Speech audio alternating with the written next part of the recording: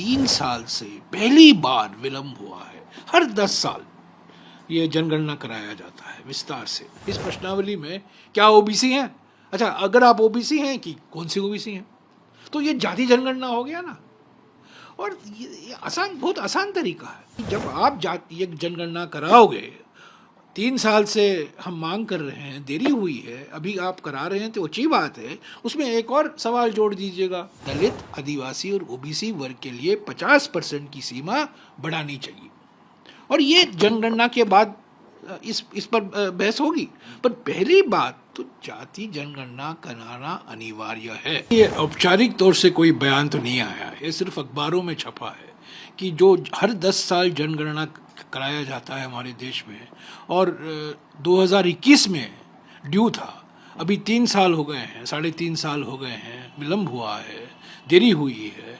और इसका एक नतीजा ये हुआ है कि कुल मिलाकर 12 करोड़ भारतवासी जो राष्ट्रीय खाद्य सुरक्षा कानून 2013, प्रधानमंत्री गरीब कल्याण अन्न योजना के तहत उनको जो राशन मिलना था वो मिल नहीं रहा है।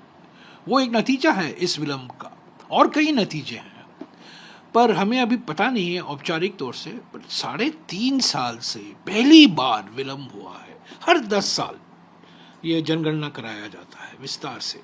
इसका एक और नतीजा है, देखिए महत्वपूर्ण बात है, इस जनगणना से अनुसूचित जाति और अनुसूचित जनजाति की आबादी क्या है, और जातिवार अनुसूचित जाति, जातिवार अनुसूचित जनजाति की जनगणना निकाली जाती है, जानकारी ली जाती है, हासिल की जाती है।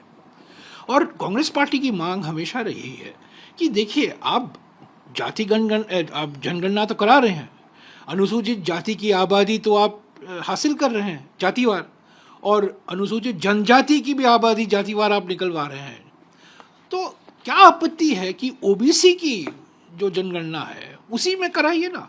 देखिए, मेरे पास मसौदा है, प्रश्नावली का मसौदा, जो 4 साल पहले इसी सरकार ने घोषित किया था, तैयार किया था। उसमें एक सवाल है कि क्या आप अनुसूचित जाति के हैं? हाँ, तो कौन सी जाति? क्या आप अनुसूचित जनजाति के हैं? हाँ, तो कौन सी जाति? तो ऐसे ही इसमें एक सवाल और भी आप ऐड कर सकते हैं, एक कॉलम ऐड कर सकते हैं इस प्रश्नावली में, क्या ओबीसी हैं? अच्छा, अगर आप ओबीसी हैं कि कौन सी ओबीसी हैं, तो ये जाति जनगणना हो गया ना। और ये आसान, बहुत आसान तरीका है। और ये हमारे संविधान के अनुसार, हमारे संविधान में आप देखेंगे 7वीं सूची है।